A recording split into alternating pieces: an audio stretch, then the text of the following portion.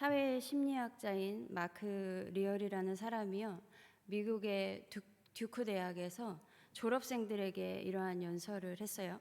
여러분은 앞으로 실망스러운 일들을 많이 겪게 될 것이고 어려운 문제들에 부딪히게 될 것입니다. 아마 상상하기 싫은 끔찍한 일들도 경험하게 되겠죠. 우리가 삶에서 마주하는 고난들은 대체로 통제하기 힘들거나 어떨 때는 아예 통제할 수 없는 것들입니다. 하지만 여러분들이 앞으로 삶에서 겪을 가장 큰 고난들은 다른 누군가가 아닌 자기 자신이 무심코 만들어낸 문제들일 겁니다. 우리가 겪는 불행 대부분의 근본적인 원인은 바로 여러분 자신입니다. 라고 연설을 했어요. 그러면서 이분이 인간을 다른 동물과 구별되게 해주는 결정적인 차이가 자아라고 얘기하고 있어요. 동물들은요, 하나님께서 창조하신 모습대로 순응하면서 살아가지요. 자아라는 것이 없기 때문에 하나님께서 기르시는 대로 살아가는 거예요. 그러나 자아를 가진 인간의 그 본성이요, 자신의 입장 또는 관점에서만 상황을 판단하는 자기 중심적 경향이 있고, 그리고 자신을 남들보다 높이려고 하는 자기 고향적 경향이 있고요, 또 자신의 안위와 이익만 생각하는 자기 본의적 경향이 있다는 것입니다. 그래서 인간의 삶의 많은 부분에서 일어나는 어려운 문제들이 많은 경우가 자신에게서 비롯되는 경우가 있다는 거예요. 때로는 이런 얘기 하잖아요. 내가 변했더니 주변이 변하더라 라는 경우가 있죠. 우리는 상대방이 다 잘못한 것 같고 모든 일어난 일은 다 상대방 때문에 일어난 일 같은데 대부분의 경우가 상대방 때문이 아니라 자신 때문인 경우가 있다라는 거죠. 그래서 오늘 본문에서 예수님의 말씀 속에 누구든지 예수님을 따라오려는 자의 조건에 대해서 말씀을 하시면서 첫 번째가 자기를 부인하라는 거예요. 물론 자신을 부인한다는 이 말씀이 쉬운 말씀은 아니죠. 그러나 그럼에도 자신을 부인해야지만 진정으로 자기 자신이 살 수 있다는 것을 말씀하고 있는 것입니다. 그러면서 누가복음 9장 57절 뒤쪽으로 가서 보면요, 예수님께서 길을 가시는데 어떤 사람이 예수님께 이렇게 얘기해요. 어떤 사람이 마태복음에서는 서기관이라고 나와요. 이 서기관이 주님, 주께서 어디로 가시든지 내가 따라갈 거예요 라고 얘기를 해요. 예수님께서 부르지 않으셨어요. 그런데 자원하는 거예요. 자기가 따라가겠다고. 그러니까 예수님께서 뭐라고 말씀하시냐면 여우도 굴이 있고 공중에 새도 집이 있으되 인자는 머리 둘 곳이 없도다 라고 말씀하세요. 이 서기관이 어떤 의미로 예수님을 따르겠다고 했는지는 모르겠지만 예수님의 대답에서 그 예수 그리스도를 따르는 것은 자신의 의욕으로 그 길을 가기에는 쉬운 길이 아니고요, 편한 길도 아님을 말씀하고 계신 거예요. 자원하는 것은 좋지만 예수님을 따르는 것이 무엇인지 제대로 알고 따라오라는 것이죠.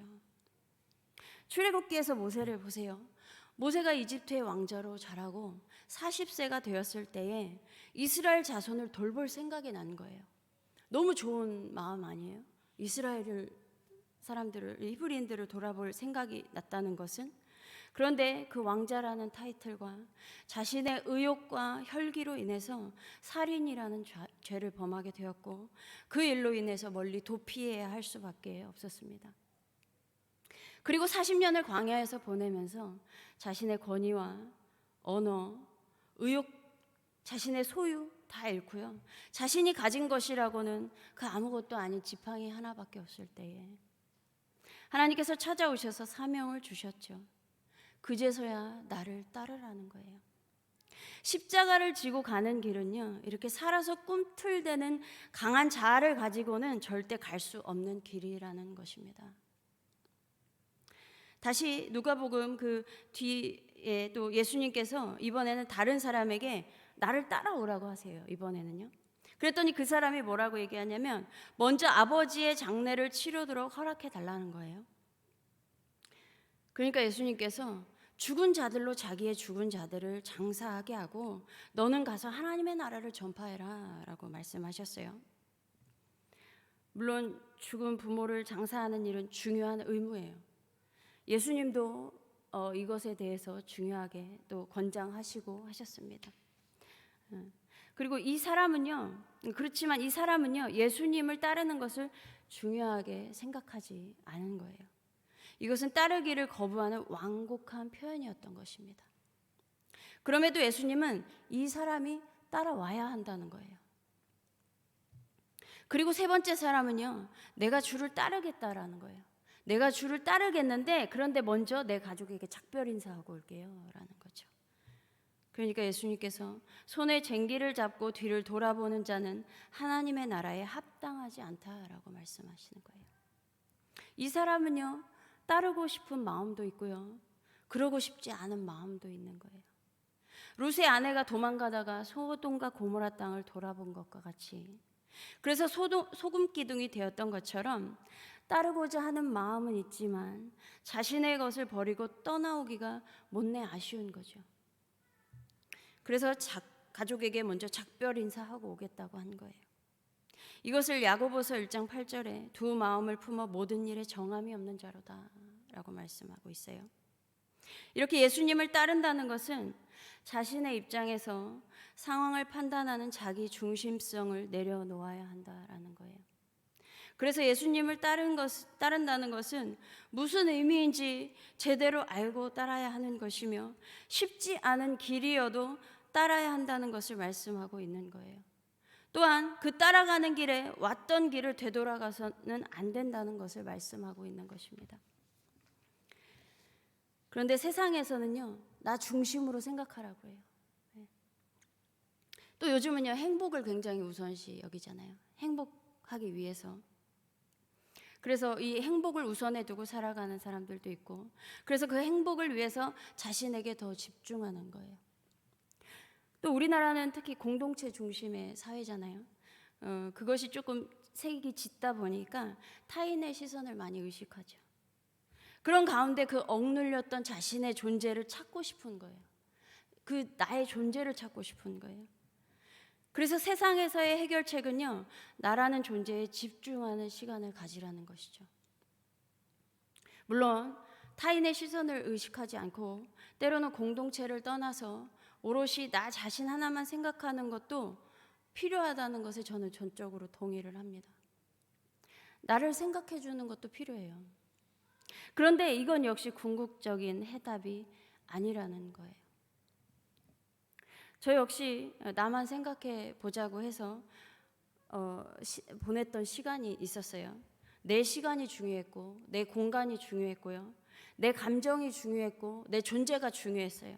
그래서 그거 먼저 생각하면서 온 마음을 다해서 저한테 몰두했던 시간이 있었습니다.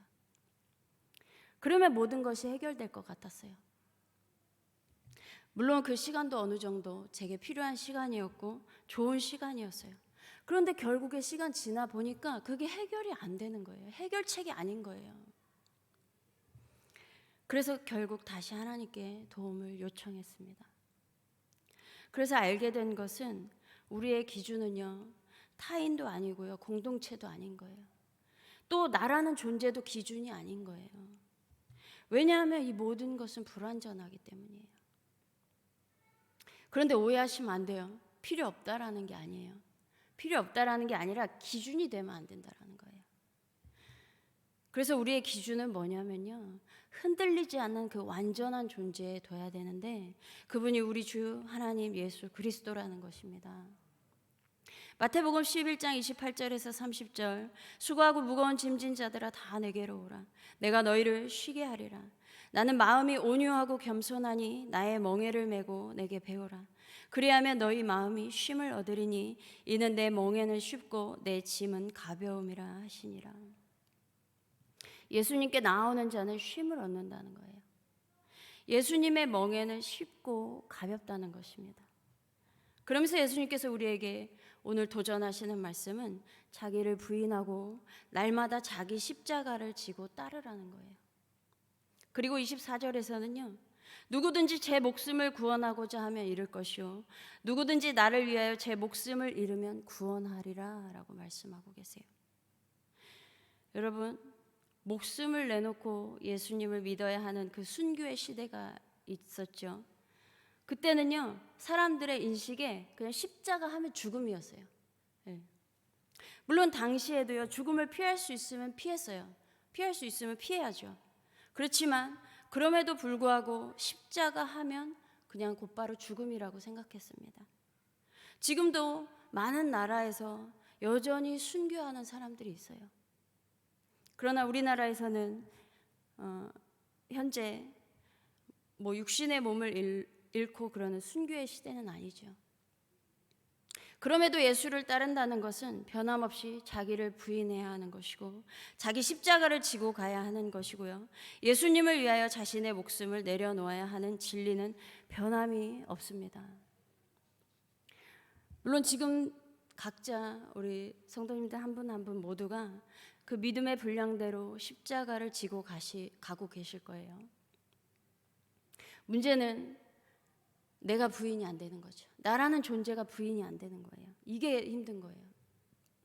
몸은 순종의 자리에 있는데 마음은 순응이 안 되는 거예요. 내 존재, 내 자아, 내 권리, 내 자존심이 포기가 되지 않는 것이죠. 그래서 그 십자가 짊어지는 것이 힘들어지는 거예요. 그리고 또 한켠에는요, 하나님이 두려워서 십자가를 못 버려요. 어떻게 될까 봐. 그래서 억지로 지고 마음에 없는 순종을 하고 있는 거죠. 여러분 파인애플 스토리라고 아시죠? 많이 아실 거예요. 근데 다시 봤더니 또 너무 좋아가지고 요약을 해서 말씀드리면요, 뉴기니에 있는 원주민들에게 선교하던 오토 코닝 선교사의 실제 스토리예요. 이 선교사는요, 원주민들이 필요한 물건을 파는 상점도 운영하고요, 또 아내 선교사는 원주민을 위한 병원을 운영했어요. 그러다 어느 날 파인애플을 심기로 했어요. 그래서 원주민에게 품삯을 주고 파인애플을 심게 했습니다.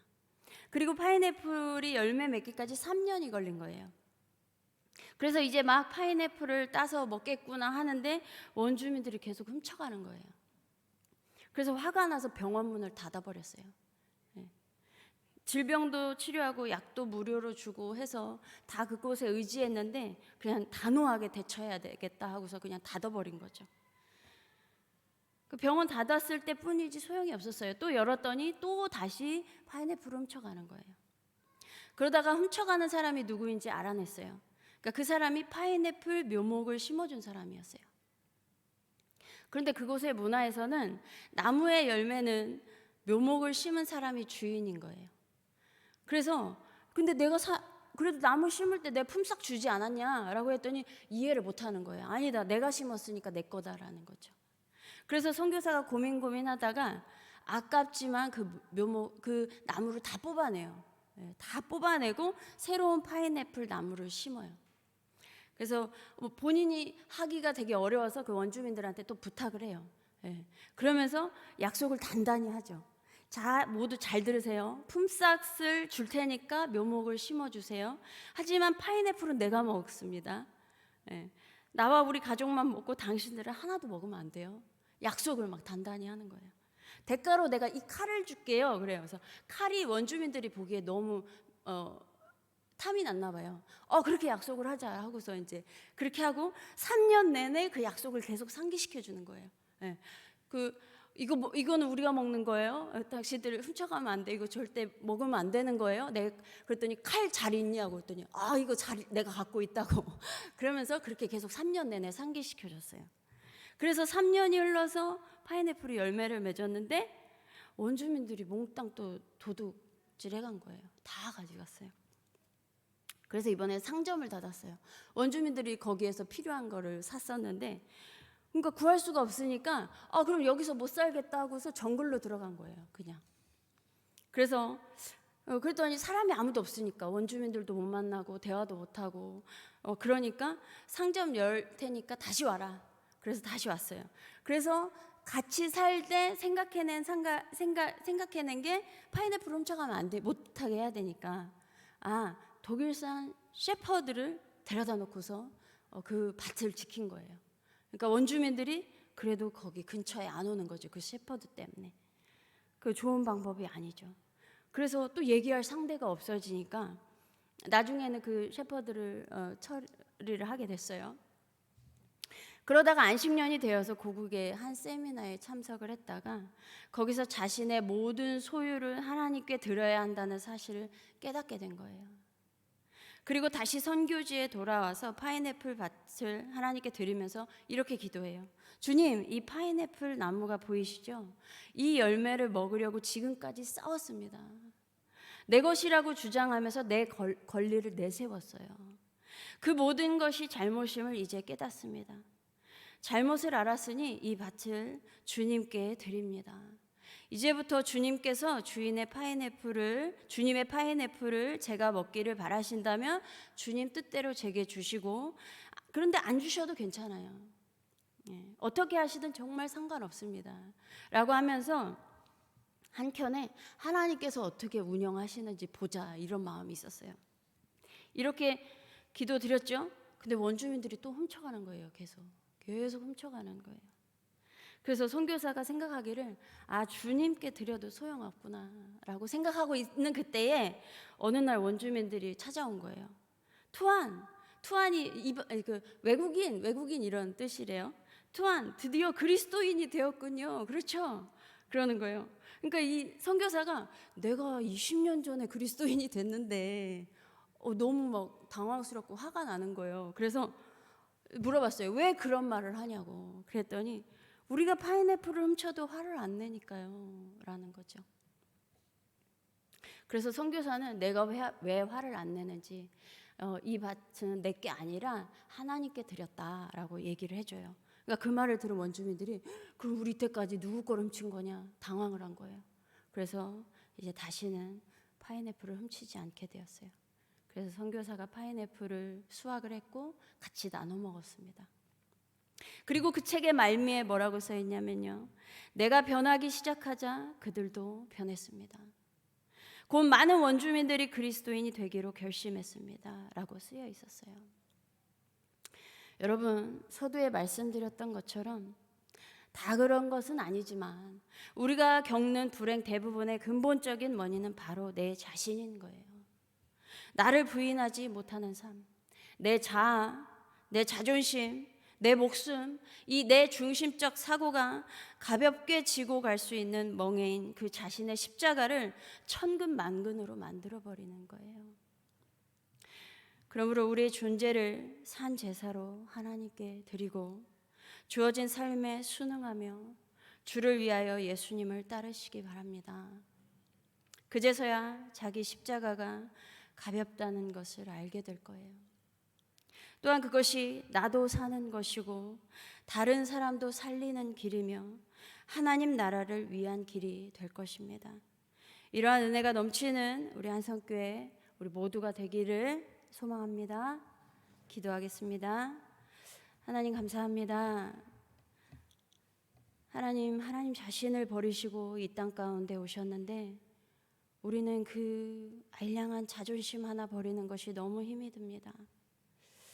하나님께서 우리에게 어떻게 하셨는지 다시 묵상하는 우리의 삶이 되게 하시고, 그래서 정말 나를 부인하는 그 삶이, 그래서 그 십자가가 얼마나 가벼운 것인지 우리가 다시 한번 깨닫는 그 은혜를 허락하여 주시옵소서. 그래서 하나님께서 허락하신 그 길을 감사함과 기쁨으로 걷는 우리 모두가 되게 하여 주시옵소서. 감사드리며 예수 그리스도의 이름으로 기도드립니다. 아멘.